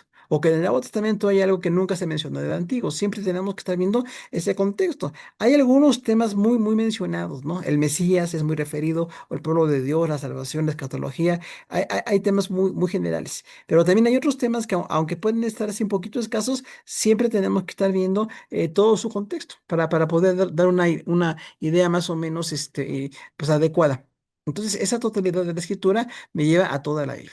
Siempre por eso la grande bendición de ser predicadores o maestros en nuestras iglesias es un compromiso y es una grande bendición, porque tenemos la oportunidad de estar yendo a ver el texto en toda la palabra del Señor. Siempre nos dedicamos a esto, todos tenemos ocupaciones o compromisos o en nuestro horario, como cada quien lo manejemos, pero siempre tenemos que estar buscando la palabra del Señor. Siempre tenemos que decir, yo tengo que estar investigando para poder compartir y es toda la palabra de Dios. Entonces, no nada más un versículo o un párrafo, ¿no? Porque algunos hermanos como que están como muy en inmediato. Es que este versículo aparece aquí en esta ocasión y nada más esto enseño. Pero tenemos que verlo a lo largo de toda la Biblia. Por eso siempre decíamos, ¿no? En libros de investigación, las concordancias, que hay algunas muy extensas que decíamos, o nada más libros de teología, por ejemplo, ¿no? Hay muchísima riqueza respecto a todos los temas. Y si enriquecemos el estudio, se enriquece la presentación. Por supuesto, ¿no? Nunca vamos a llegar así como un poquito estudio o nada más así muy inspirados por el Espíritu Santo. El Espíritu nos dirige, nos bendice, pero siempre trabaja con nosotros con base a lo que estamos estudiando. Ahora, ¿es Antiguo o Nuevo Testamento? Porque decíamos, por ejemplo, el Antiguo Testamento tiene un concepto. Nosotros tenemos aquí a una diferencia de ideas en cuanto a algunos hermanos, en cuanto a la presencia de Dios, por ejemplo, ¿no? El tema, la presencia de Dios en el Antiguo Testamento era eventual, usted se acuerda, ¿no? Dios venía sobre algunos hombres o mujeres, bendecía, llenaba, hacía su plan, pero en el Nuevo Testamento es muy diferente. En el Nuevo Testamento ya no se habla de la presencia de Dios, sino que estamos llenos del Señor. Pero incluso en los cantos que tenemos, a veces hay muchos cantos que hablan de la presencia del Señor. Y dicen, bueno, ¿es Antiguo Testamento o Nuevo Testamento? O a veces hay cantos o lecciones o predicaciones que hablan mucho de lo que era en el Antiguo Testamento. Sí predicamos el Antiguo Testamento, es parte del trabajo que hacemos, pero siempre tenemos que irnos hacia el Nuevo Testamento. Porque el Nuevo Testamento es completo, ¿no? Es universal y tiene ahí como una aplicación mucho más grande, ¿no? Por ejemplo, el sacerdocio del Antiguo Testamento, pues Moisés, Elías, los grandes hombres de Dios. El Nuevo Testamento es Jesús. Nada más los apóstoles y Jesús. Entonces creció mucho la idea de lo que es el sacerdocio de Jesús. Y Hebreos habla muy claramente de esto, ¿no? Dice, este es el gran sumo sacerdote. Él es mayor que Moisés, es mayor que la ley, es mayor que todos los hombres y mujeres. O sea, está hablando a judíos que en su momento pensaban que eran los más grandes hombres o mujeres de lo que tenían escrito. Y el escritor le dice, ya no, ahora es Jesús. Entonces tenemos que ir viendo quién es Jesús, ¿no? Y quién es el Señor y cómo podemos ir buscándole cada día más. Ahora estamos hablando del Pentateuco, bueno, los cinco libros para la iglesia, para Israel, ¿no? Los históricos también, pues, tenían un contexto muy importante, ¿no? De pobreza espiritual o riqueza espiritual. Los libros poéticos son mucha riqueza, ¿no? Muy devocional, así de mucha expresión. Los profetas, gran desafío, ¿no? Para Israel, en cuanto a corregir el pecado, señalar la oportunidad de Dios de arrepentirse. Tenemos que leer del Nuevo Testamento también los evangelios, ¿no? Por ejemplo, son las biografías de Jesús. ¿Por qué cuatro? Y cómo son diferentes, ¿no? O Hechos, que es la historia de la iglesia y la fundación de la iglesia.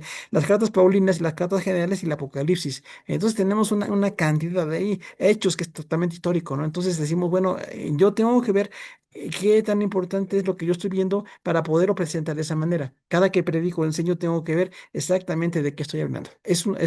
Un texto profético, histórico o de qué estamos hablando, para que haya una riqueza espiritual. Ahora, el contexto inmediato es la conexión lógica o las ideas engarzadas. El dos es la conexión histórica, relación con hechos o acontecimientos.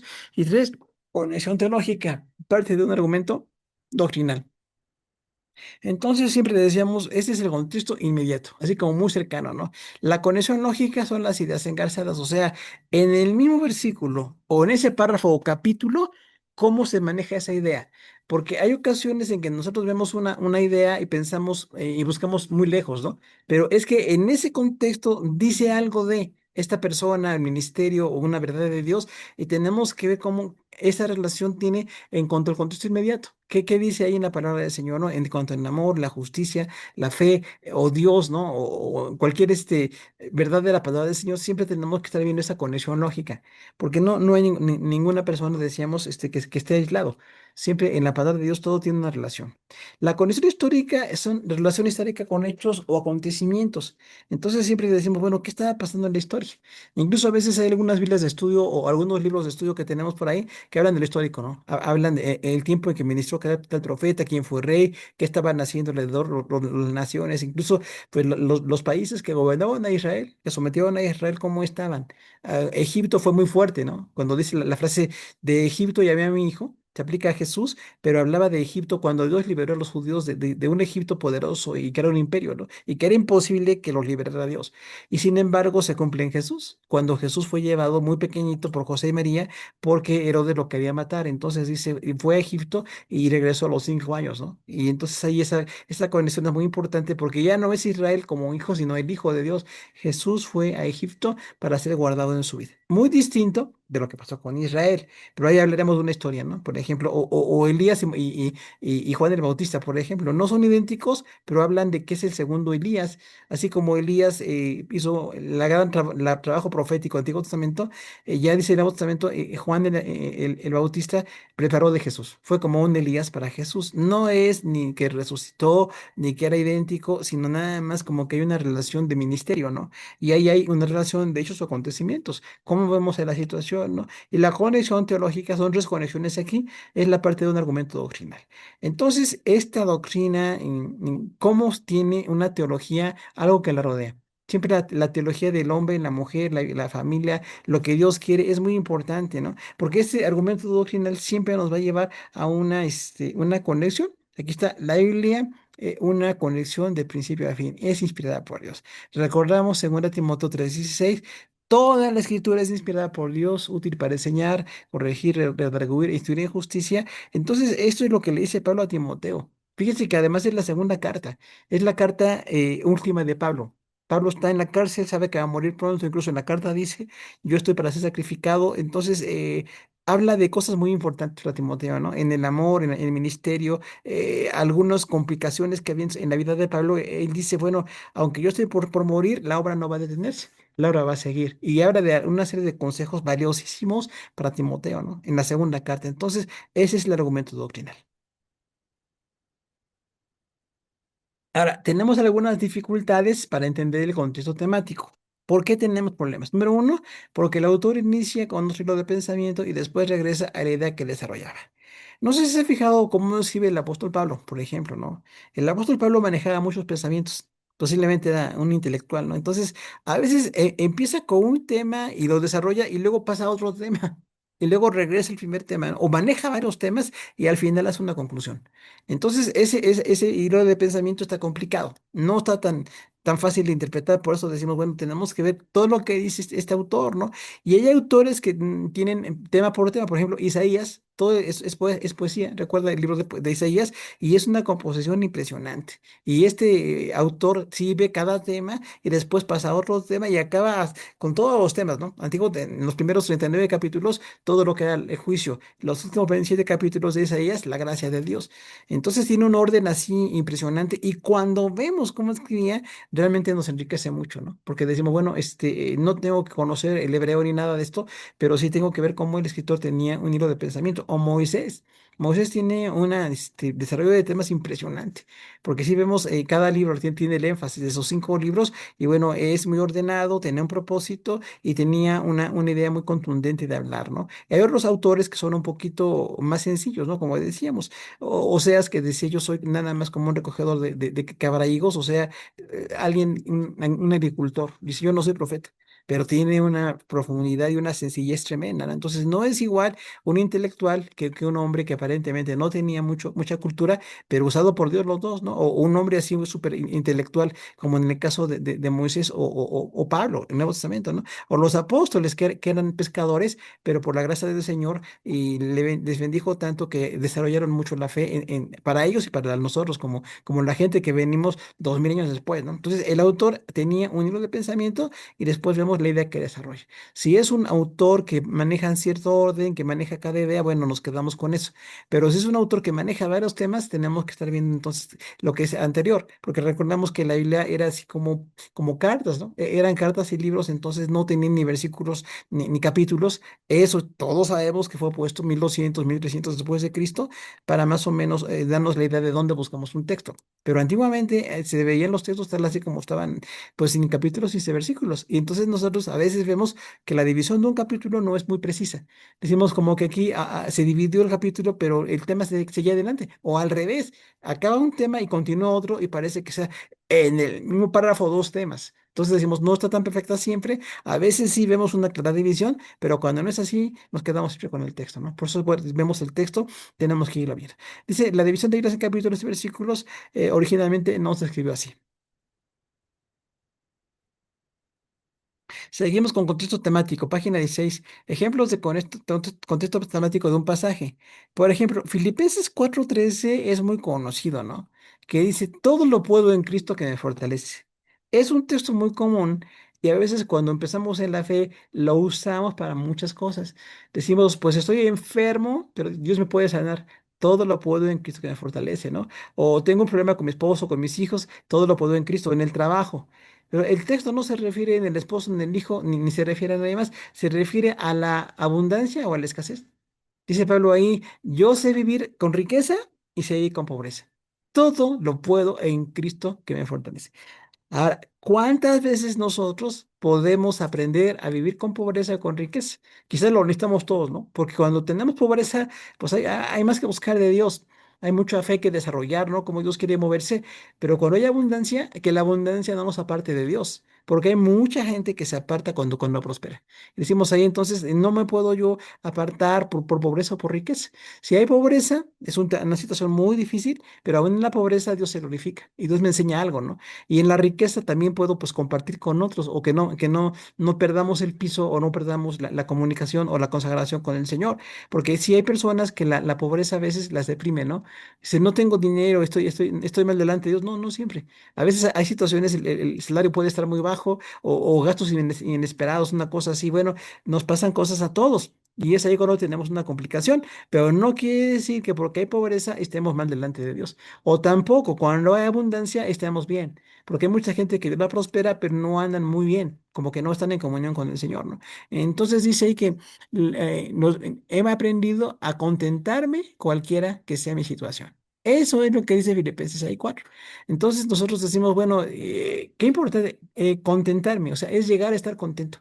Porque el contentamiento, hermanos, pues es una doctrina muy importante, ¿no? No nada más es como sobrevivir, o no nada más como a veces funciona, a veces no. Estoy contento en la pobreza, porque Dios va a glorificarse. Tengo que trabajar, tengo que administrar. A veces no puedo enfrentar compromisos, ¿no? Tengo que limitar mis gastos, o a lo mejor no darnos algunos gustos que nos gustaría tener, y bueno, estamos limitándonos. Pero cuando hay abundancia, gracias a Dios que llega, lo que tiene un propósito siempre, ¿no? Decimos, doy, Dios, otros y yo. O sea, Dios me da prosperidad para que yo pueda glorificarlo a Él, pero también para otros. Hay personas que tienen mucha necesidad y a las cuales podemos ayudar. Y yo tengo necesidades, ¿no? Mateo 18:20 también tenemos que dice, donde están dos o tres reunidos en mi nombre, ahí estoy en medio de ellos. Este texto es muy común para el culto. De hecho, hay iglesias que cuando somos nada más poquitos, dos o tres, decimos, estamos hoy cumpliendo este versículo. Somos dos o tres y estamos reunidos en su nombre. Ahora, el texto no habla de culto, habla de disciplina. Cuando dice ahí el Señor Jesús, cuando tengan ustedes problemas fuertes, hablen primero ustedes.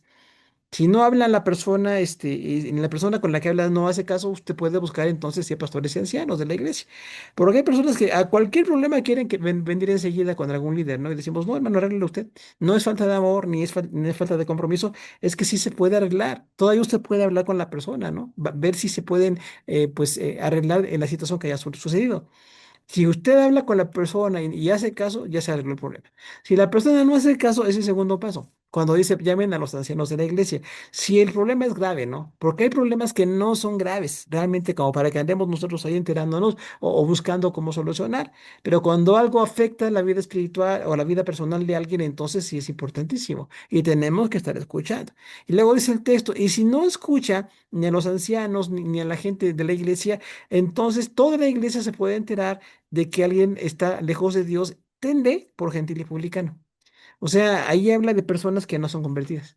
Lamentablemente en todas las iglesias tenemos gente que no es convertida. Tenemos personas que no se quieren sujetar, que no quieren estar obedeciendo a estas cosas y entonces crean problemas. O de hecho llegan a buscar ventaja o llegan a dañar a la iglesia, ¿no? Entonces tenemos ahí por eso esa, digamos, esa máxima que decimos, donde estamos dos o tres, o sea, en el dos o tres, la persona con problema, la persona que lo quiere arreglar y algunos quizás que estemos ahí ayudándoles. O incluso nada más hasta la iglesia, ¿no? Cuando se requiere, no siempre se requiere. A veces, de hecho, la iglesia se daña cuando informa muchas cosas. Pero si informamos de algo que es relevante o es necesario, hay que platicarlo, ya entonces Dios nos dirige para aclarar el problema. Pero todo ese texto se refiere a problemas de disciplina. No digo hasta 7, sino 70 veces 7. Cuando hablamos de Mateo 18:22, es un contexto inmediato. Cuando Jesús dijo, están reunidos en mi nombre, Mateo 18:20. Cuando dice Pedro, Señor, ¿cuántas veces perdono a mi hermano? Es el mismo pasaje, Mateo 18. Y cuando Jesús dice, no 7, sino 70 veces 7, ¿qué quiere decir? Pues siempre. No quiere decir estar contando las veces, ¿no? Porque algunas personas del tiempo de Jesús y según su ley sí decían eso, decían, no, no la Biblia. Los intérpretes decían, bueno, perdona hasta 7 veces a una persona. Pero entonces Pedro ahí usó como lo que la gente dice y no es lo que la gente dice, es lo que dice Dios. O sea, ¿cuándo tengo que perdonar a mi hermano? Pues siempre. Al que peca contra ti, perdónalo siempre. Y ahí hablamos de un tema muy importante que es el perdón, porque todos tenemos alguna lesión, algún desacuerdo y siempre necesitamos entonces buscar el perdón del Señor, pero también perdonarnos de nosotros, ¿no? Si me piden disculpas o un perdón, lo voy a dar. No tengo por qué negar el perdón, pero también cuando yo tengo que pedir perdón, tengo que hacerlo con toda conciencia porque fallé. Ahora, los pasajes para ellos tenemos aquí entonces tercera parte aquí del tema, dice que son aquellos pasajes que en otros lugares de la Biblia se refieren al mismo hecho histórico, a la misma doctrina o una enseñanza, exhortación y tema semejante. Entonces, los pasajes paralelos son pasajes que van en el mismo sentido. Así como cuando hablamos de las líneas, ¿no? Paralelas, dicen, van en el mismo sentido. O sea, no son exactamente idénticos, pero más o menos tienen mucho que ver, ¿no? Se refieren a un mismo hecho histórico. Por ejemplo, cuando hablamos nosotros, los libros de Reyes, Crónicas y Samuel, son libros paralelos, porque a veces uno de esos libros dice algo que otro no dice, o por el contrario, ¿no? Alguno complementa lo que otro dice. Entonces decimos, bueno, ¿cuál es la verdad completa en los libros de Samuel Reyes y Crónicas? Ah, bueno, pues todo. Tengo que ver lo que dice otros pasajes porque el autor tiene una limitante de conocimiento, de tiempo o de intención, pero otro autor puede decir el tema completo o le está dando otro enfoque muy distinto, ¿no? Entonces sí tenemos ahí que hay libros históricos, ¿no? Que son totalmente paralelos. Pero también dice a una misma doctrina. ¿Qué tal cuando hablamos de la doctrina, la que sea, tenemos que ver esa doctrina, cómo se presenta en otras partes, ¿no? Hablábamos de relaciones hombre-mujer, familia, todo esto. Esa doctrina se presenta de una manera más completa o más, de que se complementa, que llega a haber complementariedad. Porque hay gente que dice, bueno, es que la iglesia se está contradiciendo, no se contradice, nada más se está complementando. Por ejemplo, cuando dice que Jesús entró a Jerusalén unos días antes de morir, dice que hubo mucha gente que tendía palmas, ¿se acuerdan? Dicen, tenían palmas a Jesús y le clamaban Hosana. Pero también dice un evangelista que entró en un burro. Y otro de los evangelistas, escritor de evangelio, dice que entró en una burra que tenía un pollino. O sea, una burra con un burro chiquito. Entonces, ¿cómo fue la cuestión ahí? Pues es que sí fue una burra con un burro chiquito. ¿Por qué uno dice que un burro y el otro dice de otra manera? Habría que ver el enfoque de las personas, ¿no? O a veces la percepción, o la intención, o alguna, algún propósito detrás de lo que decían. Nada más entrar en un burrito era entrar como un promotor de paz. ¿Por qué no entró en un caballo, ¿verdad? No entró en un caballo donde entraban los generales o los militares. Un burrito era así de gente sencilla o de paz. Entonces, por eso dice aquí, y se cumple, tu redentor viene en un pollino, hijo de una asna, animal de carga. Entonces habla de la humildad de Jesús. Por eso Jesús lo cumplió, ¿no? De hecho, pide que traigan al burrito, ¿se acuerdan? Cuando dice traigan lo que está amarrado, y si el dueño les pregunta, díganle que lo requiere el maestro y luego lo va a regresar. Entonces no era así muy incidental o muy casual, era muy importante que se cumpliera para ver quién es Jesús. Tenemos para entender mejor el texto y obtener una perspectiva amplia de su significado y aplicaciones. Entonces, son los pasajes paralelos. Pueden ser verbales, con la misma palabra, frase o sentido semejante, conceptuales, con relación a un hecho o ideas, aunque de diferentes palabras, pero también tenemos entonces ahí los pasajes paralelos con la misma palabra, entonces tenemos que ver exactamente lo que están diciendo ahí. Ejemplo. Lucas 14:26. El ejemplo de Lucas 14:26 les leo. Si alguno viene a mí y no aborrece a su padre y a madre y mujer e hijos y hermanos y hermanas y aún también su propia vida, no puede ser mi discípulo. El pasaje paralelo es Mateo 10:37, donde dice, el que ama a padre o madre más que a mí, no es digno de mí. El que ama a hijo o a hija más que a mí, no es digno de mí. Y ahí nos da luz acerca de la palabra aborrecer, que significa amar, menos que a Dios. Gracias, hermana. Entonces tenemos aquí una aplicación fuerte en nuestro idioma, porque hoy la palabra aborrecer quiere decir odiar intensamente. Y en el momento en que se dijo esto, aborrecer era como poner en segundo lugar. Poner en primer lugar a Dios y en segundo lugar padre, madre o hijos. Entonces, no quiere decir que los creyentes odiemos a nuestra familia, ¿no? Nada más que los pongamos en segundo lugar después de las cosas de Dios. Ahora, los pasajes paralelos están en un libro o en escritos del mismo autor, dar prioridad a lo que pertenecen a temas iguales y establecer una relación en paralelos de un mismo género literario.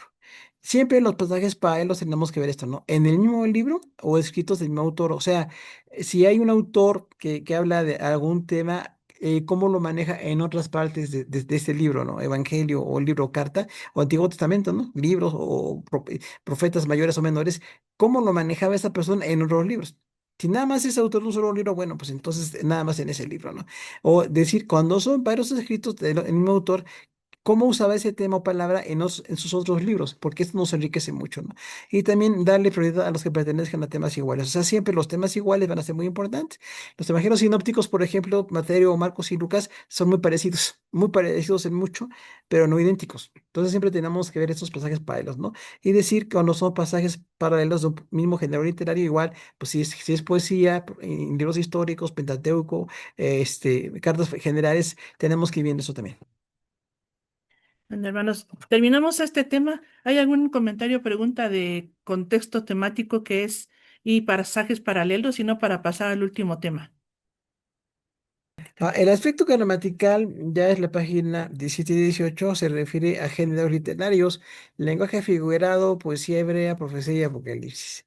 Entonces, no nada más es lo gramatical por las palabras que decíamos del idioma, sino por el género. El lenguaje figurado, por ejemplo, es muy importante porque si hay partes de la Biblia que están en lenguaje figurado. Algunas partes del texto hablan en una manera simbólica, ¿no? Por ejemplo, Gálatas, tenemos ahí a Sara y Agar, no es Sara y Agar las mujeres, sino que Sara es libre y Agar era esclava. Y dice entonces ahí habla de los creyentes en Cristo y los no creyentes en Cristo. Pero hay otros pasajes que no usan lenguaje figurado y nunca hay por qué insertárselo. O sea, si el pasaje está en un lenguaje totalmente literal, siempre lo predicamos en lenguaje literal, ¿no? Pero Apocalipsis tiene mucho lenguaje figurado y algunos de los profetas también, ¿no? Usaban como figuras del lenguaje muy conocidas en su momento. Entonces tenemos que enriquecernos en ese sentido de llegar a decir, bueno, aquí hay lenguaje figurado, hermanos, pero tenemos que interpretarlo. No dejarlo tan abierto como para que cada quien entienda lo que quiera, sino diciendo, bueno, vamos a interpretarlo en su contexto, qué significaba en ese momento, ¿no? O algunas palabras, como decíamos, ¿no? Tenemos que ver qué significaba en su momento, pero cómo se aplica a nuestros días, de manera que no nos quedemos con una idea vaga de lo que es el lenguaje figurado. La poesía hebrea también es muy importante porque es muy perfecta, ¿no? En cuanto a la composición, decíamos, hay mucha repetición en la composición hebrea y tiene muchas, más la intensidad de la acción que los hechos. Entonces, era poesía hebrea, tenemos que ver cómo a veces es un poquito imprecisa la expresión. Porque, por ejemplo, cuando nos quedamos con algunas expresiones, son así como de mucha belleza, pero no exactamente muy precisas, ¿no? Por ejemplo, cuando decíamos los 40 años, ¿no? De los reyes, no siempre fueron 40 años. Pudieron ser 38, 39, 42, pero ahí era como de composición, decir, el rey estuvo 40 años, era muy bello para ellos, ¿no? Como que eso es como una generación.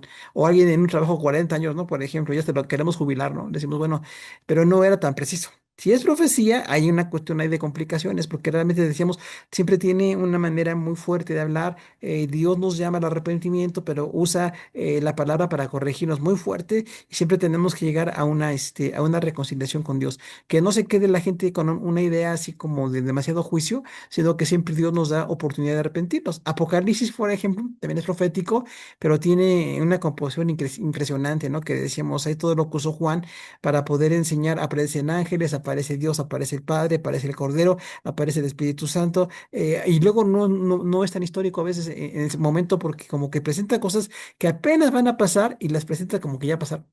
Entonces, cuando dicen, no es que ya pasó, va a pasar. Es que ahí dice que ya pasó, bueno, sí dice que ya pasó por una composición de Apocalipsis, pero va a suceder, ¿no? El anticristo y cosas que todavía no pasan.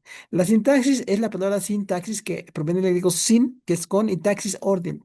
O sea, este es el orden de las palabras. Esto es lo que nosotros llamamos sintaxis. Igual en español, ¿no? El orden de las palabras. Si yo digo una palabra primero, es muy importante el énfasis que le doy. Si digo una palabra en segundo o tercer plano de lo que estoy expresando, es que no es tan importante. Entonces siempre tenemos que estar viendo nosotros esa sintaxis porque habla mucho de lo que es importante para que veamos. Lo que no es tan relevante, hermanos, pues no tenemos que darle tanta importancia, ¿no? Algunas cuestiones ahí que no son de tanta interpretación o de tanta aplicación. Como su nombre lo indica, es parte de la gramática que pone en orden las palabras para formar una oración. Entonces, siempre la sintaxis va a tener el propósito de que formemos una oración completa. Ahora, el lenguaje figurado que tenemos ahí es la forma de comunicación en la que se hace uso de lo concreto para expresar, ilustrar, impactar, impresionar o enseñar de una manera pintoresca o vívida lo abstracto, en el caso del texto bíblico, la verdad espiritual. Entonces siempre le decimos, cuando hay un lenguaje figurado en la palabra de Dios, tenemos que quedarnos con la idea de lo que realmente quiere decir el autor, ¿no? Para él era muy figurado. Por ejemplo, se dice que en Reyes y Crónicas que Salomón iba a castigar a la gente con escorpiones. Dice así, ¿no? Que Roboam iba a castigar con escorpiones, pero no se refiere a los insectos, sino eran algunos azotes, en parte metal y cuero y en parte un poquito de algo parecido a un vidrio que cortaba a la gente. Le llamaban escorpiones. Entonces, cuando dice allí que Roboam, Salomón los castigó con vara y yo con escorpiones, no se refiere exactamente a poner como el insecto que mate a la persona, ¿no? Es así como una manera muy figurativa. También en el Nuevo Testamento, cuando dice el ojo de la aguja, cuando dice Jesús, es más fácil que pase el ojo de una aguja, un camello. Que un rico entre al cielo, no es el ojo de la aguja con la que cosemos, sino era como se llamaban las calles, la manera, la parte ancha de la calle es la aguja.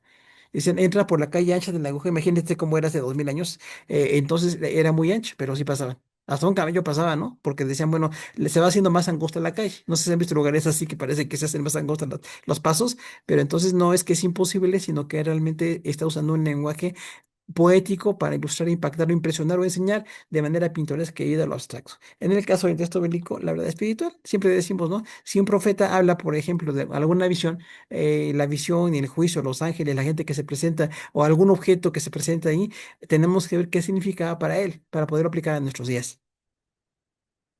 La metáfora es la identificación del ser humano con las características de algún elemento natural. En Juan 15, por ejemplo, Jesús dijo, hablando de la vid, que yo soy la vid verdadera. Entonces, habla ahí de una serie de aplicaciones, ¿no? Cómo Él es la vid es que dependemos de Él. Recordamos que así como la uva, pues depende totalmente para ir de los pámpanos y cómo se manejan y se alimentan cada parte de la uva y que separados de la uva, pues se mueren. Entonces, ustedes tienen que depender siempre de mí. Separados de mí, nada pueden hacer. Ustedes son la sal y la tierra del mundo y la luz del mundo. Quiere decir entonces que somos los que preservamos que el mundo no se eche a perder más. Recordemos que la sal en ese momento se usaba mucho para que las carnes y los alimentos, literalmente sacarles todo el líquido que se podía y evitar que se fueran pudriendo. Literalmente era salar los alimentos, ¿no? Básicamente las carnes. Entonces no es así como que nosotros tengamos otra aplicación. Ser la sal de la tierra es eso. Yo con mi conducta, con mi fe, con mi testimonio, estoy frenando que el mundo se haga más corrupto y tengo también que ser luz. Cuando ves ustedes no son como una luz que se esconde debajo del almud, habla entonces de una luz que siempre se ponía arriba, ¿no? En el momento en que Jesús lo dijo, era importante que la luz estuviera arriba para que hiciera el propósito de iluminar. Si la luz no se pone abajo, porque entonces ya no va a funcionar, ¿no? Entonces esas son dos metáforas ahí. También el retoño para obtener el tronco de Isaí. Cuando dice esto, habla respecto a cómo vendría de Isaí el Salvador. No es que literalmente va a haber un retoño brotando, pero Jesús es el vástago del tronco de Isaí. Entonces así decimos como que la vida surge, ¿no? Cuando de algo surge la vida.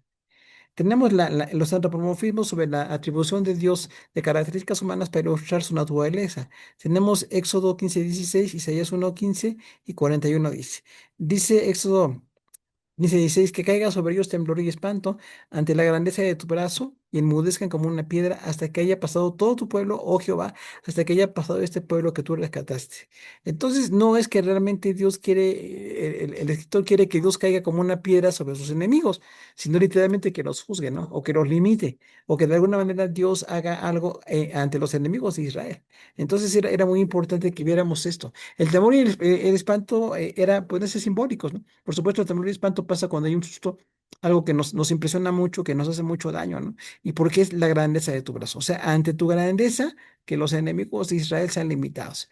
Luego dice también en ese 10, cuando extendían las manos, yo me esconderé de ustedes y mis ojos, asimismo, cuando multipliquen la oración, no los oiré, llenas están de sangre sus manos. Entonces, eso es muy simbólico porque realmente Israel se había apartado de Dios, ¿no? Y dice ahí, cuando extiendan sus manos, no los voy a escuchar. ¿Por qué? Porque Dios siempre habló.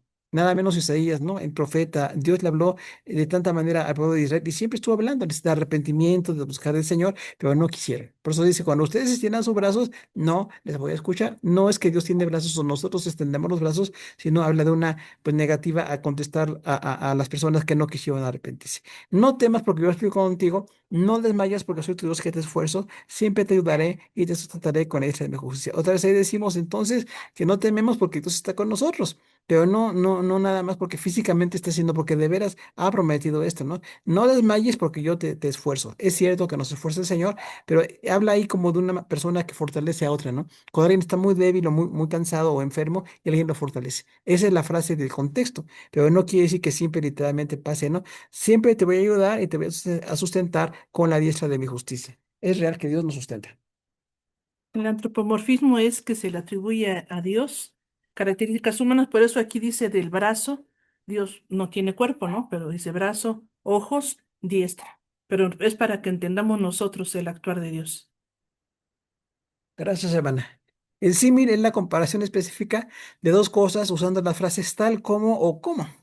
Dice Mateo 16, he aquí, yo os envío como ovejas en medio de lobos. Sean prudentes como serpientes y sencillos como palomas. Eso es muy importante porque realmente no nos manda como ovejas, porque no somos ovejas en el sentido de que los lobos se devoran a las ovejas. Pero dice entonces que cuando nos envíe el Señor va a haber riesgos. Igual habrá riesgos de enemigos del Evangelio, gente que ha matado a la iglesia desde la persecución, ¿no? Siempre ha habido como muchos enemigos contra la fe. Y dice el Señor, entonces, esto es parte de lo que va a pasar.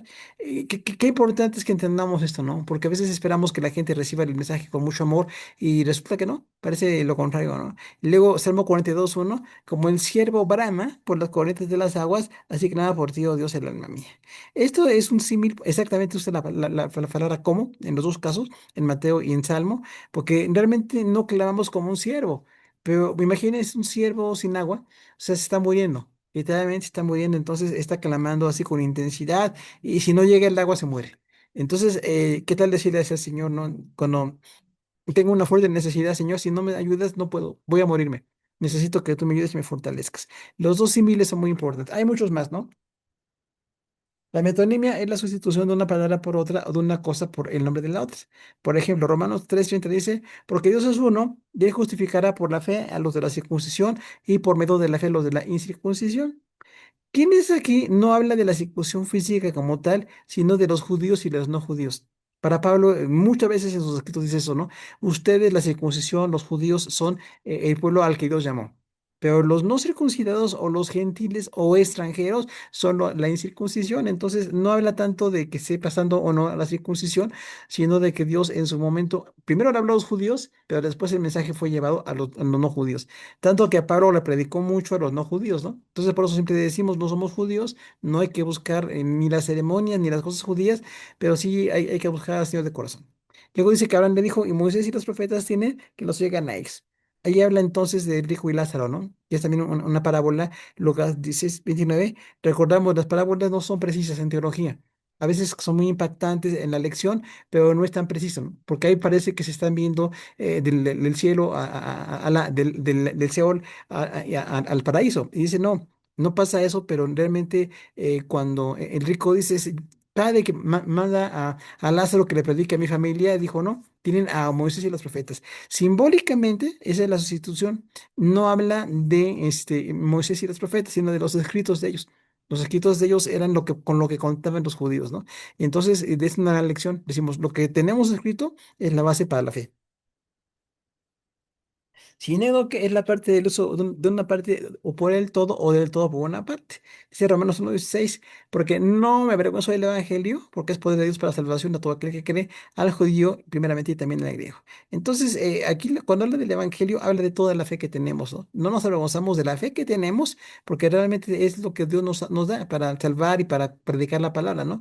Cuando dice ahí el Evangelio para salvación, al que cree y también al griego. El griego ahí es de los no judíos, ¿no? Que decíamos otra vez para Pablo, en sus escritos decía los judíos y los griegos, porque los más cercanos en el tiempo de Pablo eran los griegos. Estaban llegando cerca de Jerusalén y no eran judíos, pero los judíos decían, bueno, los griegos no son convertidos, pero hay que predicarles el evangelio, ¿no? Por eso dice, la salvación es para el judío y para el griego, o sea, los no judíos. Luego tenemos Lucas 2:1, aconteció en aquellos días que se promulgó un edicto de parte de Augusto César que todo el mundo fuera empadronado. Lucas 2:1. Lucas es muy descriptivo aquí porque realmente Augusto César es el emperador romano. Pero cuando dice que todo el mundo fuera empadronado, no se refiere al mundo como tal, sino al mundo romano. realmente la gente en la que gobernaban los romanos, que eran muchos países en ese momento, dice, bueno, entonces el emperador hizo este edicto que todos se empadronaran en el lugar donde nacieron. Que en el caso de José y María, la bendición es que José era de Belén y María también, y llegaron a Belén donde Jesús nació. Entonces era muy importante eso, ¿no? La fábula es una composición literaria basada en algo imaginario a través de lo cual se ilustra un principio espiritual. Aquí las cosas y los seres humanos cobran características humanas y desarrollan un argumento. Tenemos en Jueces 9:1-21 la fábula de los árboles y segundo de Reyes 14:9 la fábula del cardo y del cerdo. Adelante, ¿tenemos algo que decir? Sí, jueces uno, una parte voy a leer nada más porque es extenso. Jueces 1:9-21, hablando el capítulo de Abimelech, el rey Abimelech, dice el versículo 7. Cuando se lo dijeron a Jotam, fue y se puso en la cumbre del monte Gerizim, y alzando su voz clamó y les dijo: Oídme, varones de Siquem, y así os oiga Dios. Fueron una vez los árboles a elegir rey sobre sí, y dijeron al olivo: Reina sobre nosotros. Mas el olivo respondió: He de dejar mi aceite, con el cual en mí se honra a Dios y a los hombres, para ir a ser grande sobre los árboles. Dijeron a la higuera: Tú reina sobre nosotros. Tampoco quiso la higuera. Vieron a la vid y le dijeron: Reina sobre nosotros, y tampoco quiso. Entonces todos los árboles le dijeron a la zarza: Anda tú, reina sobre nosotros. Y la zarza respondió a los árboles: Si en verdad me elegís por rey sobre vosotros, venid, abrigaos bajo de mi sombra, y si no, salga fuego de la zarza y devore a los cedros del Líbano. Bueno, entonces tenemos ahí unas fábulas que también son parte del contexto bíblico y exactamente hay que entender, ¿no? En esa fábula de jueces habla de la debilidad de la gente a la que se acercaban los judíos, ¿no? Y luego la fábula del cardo y del cedro, segundo de Reyes 14:9 también. Vamos a buscarlo con mi esposa, que busca textos rápido. Sí, es un solo versículo y dice: Y Joás, rey de Israel, envió a Amasías, rey de Judá, esta respuesta: El cardo que estaba en el Líbano envió a decir al cedro que estaba en el Líbano: Da tu hija por mujer a mi hijo. Y pasaron las fieras que están en el Líbano y hollaron el cardo. Bueno, entonces habla ahí también del rechazo de la propuesta a los judíos. El cardo pues es muy pequeñito, ¿no? Y el cedro es muy grande. Entonces habla ahí de una gran diferencia entre dos pueblos que no se podían aliar para nada. Por eso da esta fábula como parte de la lección de que no hagan alianzas con la gente que no pertenece al pueblo de Dios. La personificación es atribuir características humanas a seres o cosas que no lo son. Aquí las cosas no participan de forma activa, sino pasiva. Habacuc 3:10 dice: Te ven los montes y temen, pasa la inundación y el abismo deja oír su voz y alza sus manos a lo alto.